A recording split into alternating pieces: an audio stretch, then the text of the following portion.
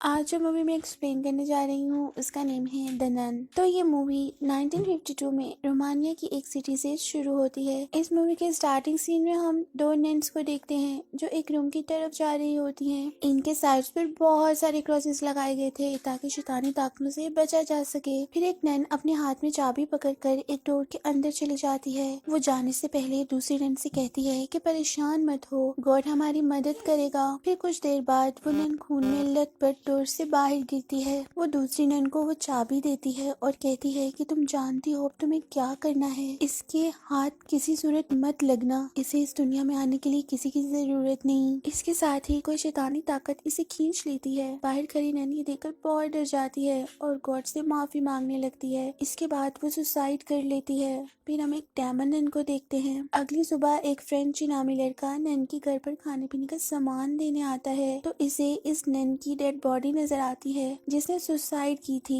वो एक रस्सी के जरिए लटकी हुई थी और परिंदे इसकी बॉडी को नोच नोच कर खा रहे थे। वेटिकन सिटी में एक बर्क नामी फादर दूसरे फादर से बात कर रहे होते हैं कि रोमानिया में एक नन ने सुसाइड कर ली है, मुझे इस केस की इन्वेस्टिगेशन के लिए जाना होगा। वो अपने साथ सिस्टर अरीना को भी ले जाते हैं। सिस्टर अरीना ने अभी तक नन बनाने की ओथ नहीं ली थी। वो दोनों रोमानिया जाकर सबसे पहले फ्रेंची से मिलते हैं। फ्रेंची इन्हें बताता है कि लोग इस नन के घर पर नहीं जाते, लोग बहुत डरे हुए हैं। फिर वो इन्हें अपने साथ इस नन के घर पर ले जाता है। फ्रेंची ने इस नन की बॉडी को प्रिजर्व किया हुआ था। वो जब नन की बॉडी के पास फादर को लेकर जाता है तो देखता है कि नन की बॉडी सिटिंग पोजीशन में है। वो फादर से कहता है मैंने नन की बॉडी को लिटाया था, पता नहीं ये सिटिंग पोजीशन में कैसे आ गई। फादर को नन के हाथ में एक चाबी नजर आती है। वो इसके हाथ से चाबी लेकर अपने पास रख लेते हैं। इसके साथ से एक डोर नॉक होता है। फ्रेंची इन्हें बताता है कि ये वही डोर है जहाँ से नन्स अपने खाने पीने का सामान पकड़ती थी। इसके बाद फादर नन की बॉडी को दफना देते हैं। वो रिचुअलाइज कर रहे होते हैं कि साथ वाली कब्र पर मौजूद घंटी बजने लगती है।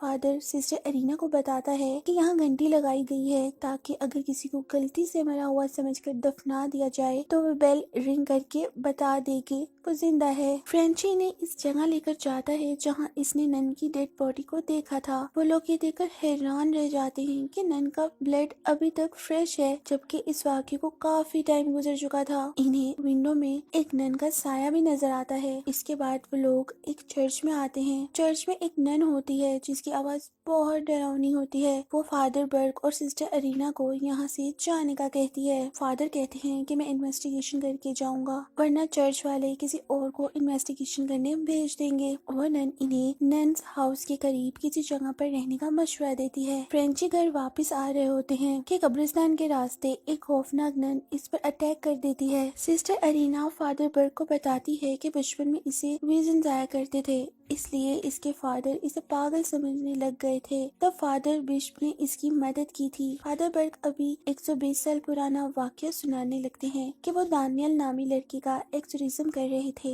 वो लड़का ये सब बर्दाश्त नहीं कर सका और इसकी डेथ हो गई। वो आज भी खुद को इस बच्चे की मौत का जिम्मेदार समझते हैं। फिर सब सो जाते हैं। नेक्स्ट डे फादर बर्ग की आंख एक स्ट्रेंज म्यूजिक से खुलती है। वे म्यूजिक की आवाज को फॉलो करते हुए नन की कब्र के पास आ जाते हैं। यहाँ पर इन्हें इसी डिनेल की शक्ल नजर आती है जिसकी 20 साल पहले एक्सोरिज्म में मौत हो चुकी थी। वो लड़का अपने मुंह से स्नेक निकालकर फादर पर अटैक करता है तो फादर गलती से एक कोफेन में गिर जाते हैं और कोफेन बंद हो जाता है। कोफेन के ऊपर बेल लगी होती है। फादर इस बेल को बजाना शुरू कर देते हैं। सिस्टर अरीना की आंख खुल जाती है। वो प्रेयर रूम में जाती है तो देखती है कि बहुत सारी नन्स प्रेयर कर रही हैं। इसे मिरर में एक नन नजर आती है जो बहुत खौफनाक होती है। वो देखते ही देखते सिस्टर अरीना पर अटैक कर देती है। सिस्टर अरीना खुद को किसी तरह बचाकर इस जगह ले आती है जहाँ फादर कोफिन में बंद थे। हर कोफिन की बेल बजना शुरू हो जाती है। इसे कुछ समझ नहीं आता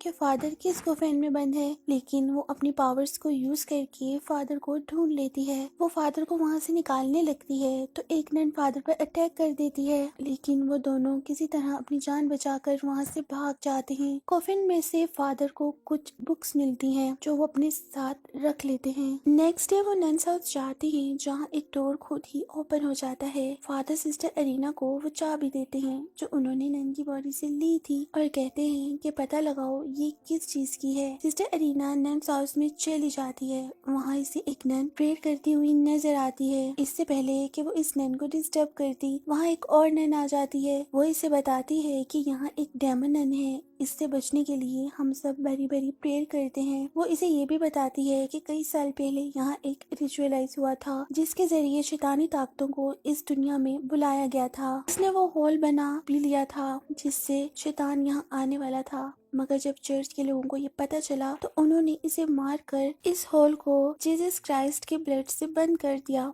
लेकिन फिर जब वार हुई तो ये हॉल ओपन हो गया और शैतान हमारी दुनिया में आ गया। सिस्टर अरीना को रात में विजन्स आते हैं। इन विजन में वो डेमन नन को भी देख लेती है। जब इसकी आंख खुलती है तो वो देखती है कि इसके रूम में एक नन है। वो इस नन की तरफ जाने लगती है लेकिन इस रूम का डोर ओपन हो जाता है। वो अपने रूम से बाहर निकल आती है और इसी डोर के सामने आ जाती है जहाँ इन्फिनिटी ड्यू लिखा हुआ था। डिमोन नन सिस्टर अरीना पर अटैक कर देती है लेकिन सिस्टर अरीना किसी तरह वहाँ से भाग जाती है। रास्ते में इसे कोई और नन मिलती है जो इसे बचा लेती है। अगली सुबह नन्स हाउस में एक नन प्रेयर कर रही होती है और इसके पास एक डेड बॉडी पड़ी होती है। सिस्टर अरीना इस डेड बॉडी को देखकर शॉक्ड रह जाती है क्योंकि ये वो ही नन थी जिसने इसकी हेल्प की थी और जिससे इसने कल बातें की थी। दूसरी तरफ डेमन डिनेल के रूप में आकर फादर बर्ग पर अटैक कर देता है। फ्रेंची वहाँ आकर डिनेल को बचा लेता है। सिस्टर अरीना और काफी सारी नन्स प्रेयर कर रही होती हैं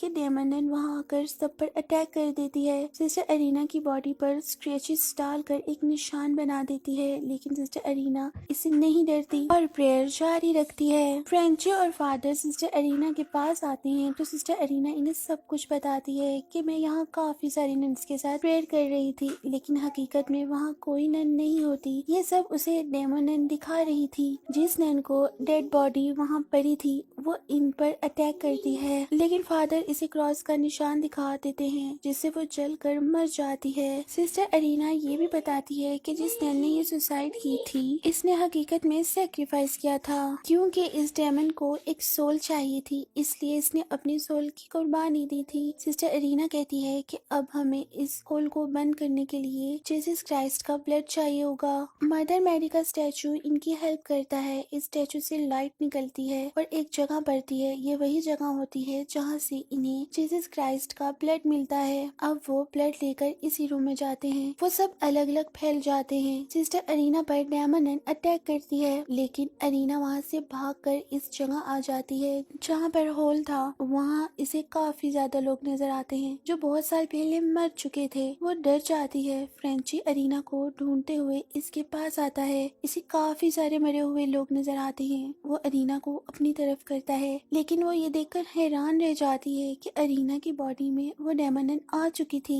वो फ्रेंची पर अटैक करती है लेकिन फ्रेंची अपने हाथ पर लगा हुआ जीसस क्राइस्ट का ब्लड अरीना के फेस पर लगा देता है जिससे डेमन नन अरीना की बॉडी से बाहर आ जाती है और सिस्टर अरीना को पानी में डुबोकर मारने लगती है। फादर भी वहाँ आकर अरीना को बचाने की कोशिश करते हैं लेकिन वो डेमन नन बहुत पावरफुल होती है। वो काफी देर तक अरीना को पानी में ही रखती है। डेमन नन के हाथ में वो ग्लास पीस लगता है जिसमें जीसस क्राइस्ट का ब्लड था लेकिन अब वो ग्लास खाली था। इसके साथ ही अरीना पानी से निकलकर अपने मुंह से जीसस क्राइस्ट का ब्लड डेमन नन के मुंह पर फेंक देती है जिससे डेमन नन का फेस जलने लगता है और वो पानी में गिरकर मर जाती है। सिस्टर अरीना को फ्रेंची पानी से बचाकर बाहर ले आता है। अगली सुबह सब कुछ नॉर्मल हो जाता है। हमें लगता है कि वो डेमन नन मर चुकी है लेकिन इसके साथ ही हम फ्रेंची की बॉडी पर क्रॉस का उल्टा निशान देखते हैं, यानी अब वो डेमन फ्रेंची की बॉडी में था। फिर 20 साल के बाद एड और लॉरेन को दिखाया जाता है जो फ्रेंची के बारे में प्रेजेंटेशन दे रहे थे जिसमें फ्रेंची की बॉडी पर काफी सारे उल्टे क्रॉसेस थे और डेमन नन की